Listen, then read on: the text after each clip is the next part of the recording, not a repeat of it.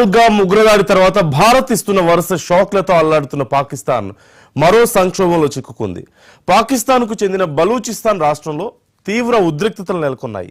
Balochistan liberation army నిర్వహించిన సంచలనాత్మక దాడుల్లో 40 మందికి పైగా పాకిస్తాన్ సైనికులు ప్రాణాలు కోల్పోయినట్టుగా తెలుస్తోంది. మృతుల సంఖ్య మరింత పెరిగే అవకాశం ఉందంటూ పాక్ రక్షణ వర్గాలు తెలిపాయి. బలూచిస్తాన్ లిబరేషన్ ఆర్మీ ప్రతినిధులు విడుదల చేసిన ప్రకటనలో బలూచిస్తాన్లోని అనేక ప్రధాన రహదారులను తమ ఆధీనంలోకి తీసుకుని అక్కడ చెక్ పాయింట్లు ఏర్పాటు చేసినట్లుగా ప్రకటించారు. ఈ చర్యల వల్ల ప్రాంతీయ రవాణా పూర్తిగా స్తంభించిపోయింది. ప్రయాణికులు తీవ్ర ఆందోళనకు గురవుతున్నారు.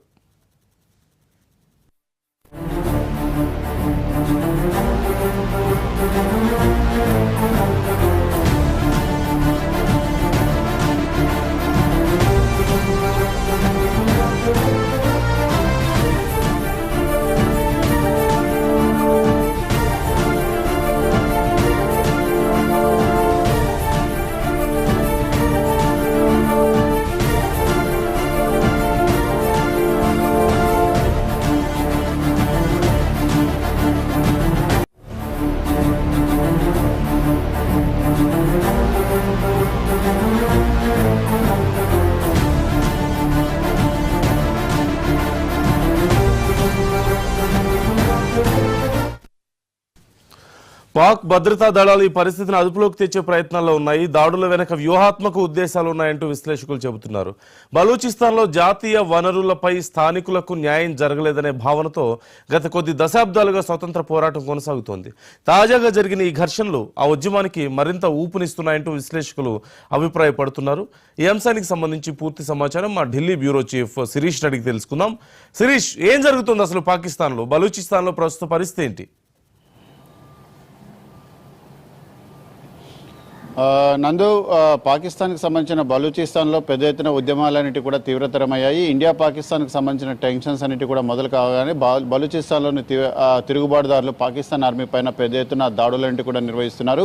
ముఖ్యంగా బలూచిస్తాన్ నుంచి పాకిస్తాన్ నుంచి బలూచిస్తాన్ ప్రాంతానికి స్వయం ప్రతిపత్తి స్వాతంత్రం కావాలని చెప్పేసి గత కొద్ది కాలంగా బలూచిస్తాన్ లిబరేషన్ ఆర్మీ పేరుతోటి పాకిస్తాన్ సైన్యంపై పెద్ద ఎత్తున దాడులన్నిటి కూడా నిర్వహిస్తున్నారు.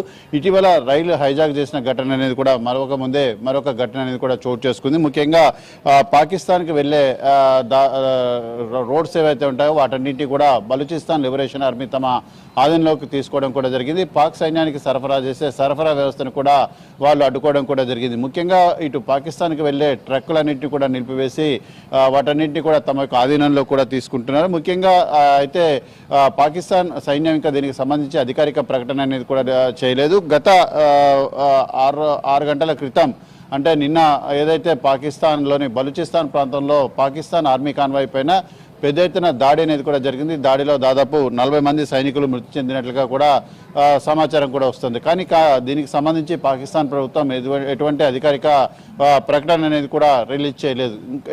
అయితే దీనికి సంబంధించి ఇటు బలూచిస్తాన్ వైపు నుంచి కూడా అఫీషియల్గా స్టేట్మెంట్ అనేది కూడా ఇవ్వడానికి లేదు. ఎందుకంటే భారత ప్రభుత్వం పాకిస్తాన్కి సంబంధించిన వెబ్సైట్లను కొన్ని అకౌంట్లన్నింటినీ కూడా బ్లాక్ చేయడం వల్ల పూర్తిస్థాయి కన్ఫర్మేషన్ అనేది కూడా రావడం లేదు. అయితే బలూచిస్తాన్ విముక్తి పోరాటం ఆధ్వర్యంలో పలు రహదారులన్నింటినీ కూడా BLA తమ ఆధీనంలో కూడా తీసుకుంది. ముఖ్యంగా ఇది పాకిస్తాన్కు నూతన సంక్షోభం లాంటిదని చెప్పొచ్చు. ఎందుకంటే ఇప్పటికే ఇండియాతోటి బార్డర్లో టెన్షన్స్ పెరుగుతున్న నేపథ్యంలో ఇటు బలూచిస్తాన్, అదేవిధంగా సింధు ప్రజలు మరొక ప్రాంతంలో ఈ ఉద్యమాలన్నింటి కూడా తీవ్రతరమై దీంతో పాకిస్తాన్ 4 ముక్కలుగా విడిపోయే పరిస్థితి అనేది కూడా ఉత్పన్నమైందన్న ఆందోళన అనేది కూడా అక్కడ ప్రజల్లో కూడా కనపడుతోంది. అయితే 1971 ఇండియా బంగ్లాదేశ్ వారితోటి పాకిస్తాన్ 2 భాగాలుగా విడిపోయింది. ఇప్పుడు పాకిస్తాన్లో ముఖ్యంగా 3 పోరాటాలన్నింటి కూడా కీలకమైన పోరాటాలన్నింటి కూడా జరుగుతున్న నేపథ్యంలో ఈ అంతర్యుద్ధం అనేది కనుక ముగిస్తే మాత్రం పాక్ సైన్యం చేతుల్లో నుంచి ఈ 3 ప్రాంతాలు వెళ్ళిపోయే అవకాశాలు కూడా ఉన్నాయన్న భావన అనేది కూడా వ్యక్తమవుతుంది. ముఖ్యంగా పాకిస్తాన్ విముక్తి సేన, దీన్ని పాకిస్తాన్ లిబరేషన్ ఆర్మీ అని చెప్పేసి పిలుస్తారు. ఇది నిర్వహించిన సంచలనాత్మకమైన దాడిలో దాదాపు 40 మంది పైగా పాకిస్తాన్ సైనికులు ప్రాణాలు కోల్పోయినట్లుగా కూడా సమాచారం. మృతుల సంఖ్య మరింత పెరిగే అవకాశం ఉందని చెప్పేసి కూడా బలూచిస్తాన్ వర్గాలు కూడా చెప్తున్నాయి. సో మొత్తం మీద కూడా BLA ప్రతినిధులు విడుదల చేసిన ప్రకటనలో వాళ్ళు బలూచిస్తాన్లోని అనేక రహదారులను తమ యొక్క ఆధీనంలోకి తీసుకున్నట్లుగా కూడా చెప్తున్నారు. అక్కడ చెక్ పాయింట్లన్నిటి కూడా ఏర్పాటు చేశారు. ఈ చర్యల వల్ల పాకిస్తాన్కి వెళ్లే ప్రాంతీయ రవాణా వ్యవస్థ అనేది కూడా పూర్తిగా స్తంభించిపోయింది. ప్రయాణికులు తీవ్ర ఆందోళనకు గురి కావడం కూడా జరుగుతుంది. సో పాకిస్తాన్ భద్రతా బలాలు ఈ పరిస్థితిని అదుపులోకి తెచ్చుకునేందుకు ప్రయత్నాలు కూడా చేస్తున్నాయి. కానీ పాకిస్తాన్ లిబరేషన్ ఆర్మీ నుంచి తీవ్ర స్థాయిలో ప్రతిఘటన అనేది కూడా ఎదుర్కోవడంతో వాళ్ళు కూడా కొంత ఇబ్బందులు కూడా పడుతున్నారు. అయితే దాడుల వెనుక అనేక వ్యూహాత్మక ఉద్దేశాలు కూడా ఉన్నాయని చెప్పేసి కూడా చెప్తున్నారు. ముఖ్యంగా బలూచిస్తాన్లో జాతీయ వనరులు ఏవైతే ఉన్నాయో జాతీయ వనరులను ముఖ్యంగా ఇటు పంజాబ్ ప్రావిన్స్కు సంబంధించిన వాళ్ళు దోచుకుంటున్నారు. ఒకే ప్రాంతానికి వనరులన్నింటినీ కూడా దోచిపెడుతున్నారన్న ఒక భావన అనేది కూడా వ్యక్తమైంది. ముఖ్యంగా స్థానికులకు న్యాయం అనేది కూడా జరగడం లేదు, స్థానికులకు అన్యాయం అనేది కూడా జరుగుతుంది.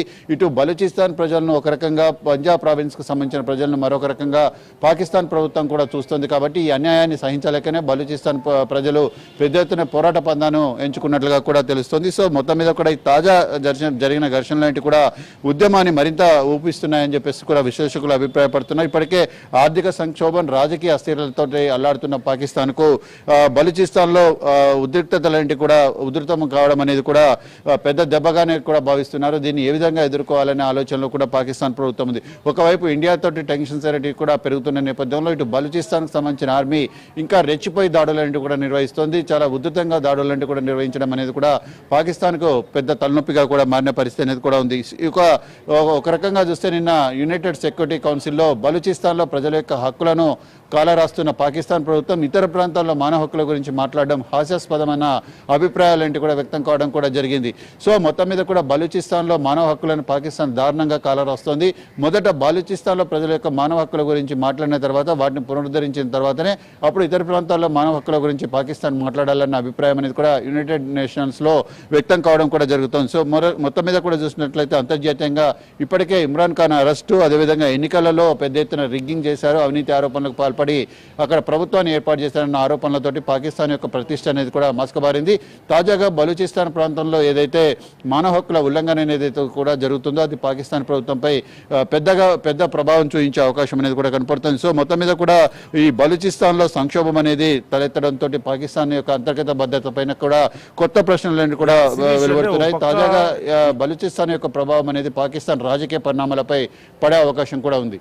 శిరీష్, అంటే ఒక పక్క సింధు జలాల విషయంలో మన దేశం నిర్ణయం తీసుకున్న తర్వాత పాకిస్తాన్లో ఈ వాటర్ ప్రాబ్లం బాగా ఉన్నట్లుగా తెలుస్తోంది. అలాగే ఇంతకు ముందే పరిస్థితి పాకిస్తాన్లో ఆహార పదార్థాలు కానీ ఇతరత్ర వస్తువులు కానీ నిత్యావసర వస్తువులు కూడా ధరలు విపరీతంగా ఉన్న నేపథ్యంలో ప్రజలు ఇబ్బందులు పడుతున్న తరుణంలో ఇప్పుడు ఇంకా పరిస్థితి మారిపోయింది అంటున్నారు. అంటే అమెరికా తీసుకున్నటువంటి టారిఫ్ డెసిషన్స్ తర్వాత వీటి తర్వాత ప్రస్తుతం అసలు పాకిస్తాన్లో పరిస్థితి ఏంటి? వాటర్కి కానీ లేదంటే నిత్యావసర పరిస్థితుల విషయంలో కానీ అసలు ప్రజల పరిస్థితి ఎలా ఉంది? అక్కడ సిచ్యువేషన్ ఏంటి?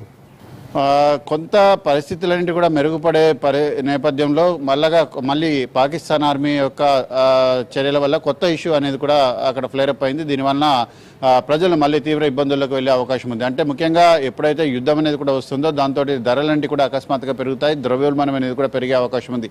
ఇప్పటికే నిత్యావసర వస్తువుల ధరలంటి కూడా ఆకాశాన్ని అంటడంతో పాకిస్తాన్ ప్రజలు మరోసారి ఇబ్బంది పడుతున్నారు. అంటే మెల్లమెల్లగా పరిస్థితులంటి కూడా కుదుట పడతాయి.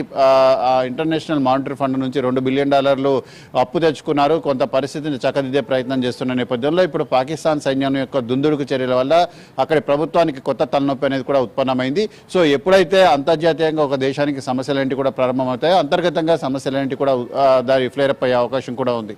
సో ఈ నేపథ్యంలో ఇటు ఈ ఇష్యూ అనేది కూడా మొత్తం మీద కూడా ప్రారంభమైంది. సో ఈ నేపథ్యంలో ఇటు బలూచిస్తానే కాకుండా మిగిలిన ప్రాంతాల్లో కూడా పెద్ద ఎత్తున ఉద్యమాలన్నింటి కూడా ప్రారంభం కావడాన్ని పాకిస్తాన్ ఎలా ఎదుర్కొంటుందనేది కూడా చూడాలి. ఎందుకంటే ఇప్పటికే బలూచిస్తాన్ ప్రాంతంలో వనరుల దోపిడీ అనేది కూడా జరుగుతుంది. ఈ సమాన న్యాయంలో పంపిణీ అనేది కూడా జరగడం లేదు, మానవ హక్కుల ఉల్లంఘన అనేది కూడా జరుగుతుందని చెప్పేసి అక్కడ ప్రజలు ఆయుధాలు పట్టి పెద్ద ఎత్తున పాకిస్తాన్ ప్రభుత్వంపై ఉద్యమిస్తున్నారు. సో ఈ నేపథ్యంలో ఇటు సింధు నదీ జలాల విషయంలో కూడా కొత్త సమస్య అనేది కూడా ఉత్పన్నమయ్యే అవకాశం ఉంది. ఇప్పటికే పంజాబ్ ప్రావిన్స్ అనేది కూడా దాటి సింధు ప్రావిన్స్లోకి నదీ జలాలంటే కూడా ప్రవేశించాల్సిన అవసరం అనేది కూడా ఉంది. కానీ అక్కడ కొత్తగా ఏదైతే డ్యామ్స్ అనేవి కూడా నిర్వహిస్తున్నారు నిర్మిస్తున్నారో కొత్తగా డ్యామ్స్ ఏవైతే కడుతున్నారో ఆ కొత్తగా కట్టే డ్యామ్స్ వల్ల సింధు ప్రజలకు ఇబ్బందికరమైన పరిస్థితులన్నీ కూడా తలెత్తే అవకాశం ఉంది. అంటే ఇక్కడ సింధు ప్రాంతం అనేది ఎడారిగా మారిపోయే అవకాశం ఉంది కాబట్టి తమ ప్రాంత ప్రయోజనాల కోసం సింధు ప్రాంత ప్రజలు ఉద్యమిస్తున్నారు. ఇక పీఓకేలో గిల్గిట్ బాల్టిస్తాన్ ప్రాంతం ఏదైతే ఉందో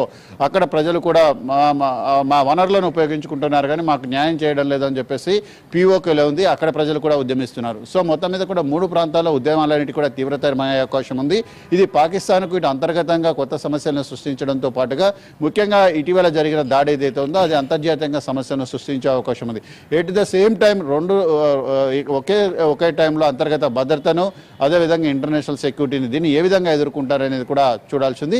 ఇక్కడ బార్డర్లో ఒకవేళ యుద్ధం అనేది కనుక ప్రారంభమైతే ఘర్షణలన్నిటి కూడా ప్రారంభమైతే ఆ 3 ప్రాంతాల్లో ఇంకా ఉద్యమాలంటే మరింత తీవ్రతరమయ్యే అవకాశం కూడా ఉంది. పాకిస్తాన్ సైన్యం అటు ఇటు రెండిట్లలో దృష్టి పెట్టడం అనేది వాళ్ళకు దాదాపు అసాధ్యంగా మారే అవకాశం ఉంది. అంతర్జాతీయంగా పాకిస్తాన్ మరిన్ని ఇబ్బందులను ఎదుర్కొనే అవకాశం ఉంది. ఇటువంటి పరిస్థితుల్లో ఇంటర్నేషననల్ మానిటరీ ఫండ్తో పాటు ప్రపంచ బ్యాంకు మిగిలిన ఏ సంస్థలు కూడా ఆ దేశానికి సహాయం చేసే అవకాశాలేంటి దాదాపుగా ఉండవు. Right, thank you Sirish.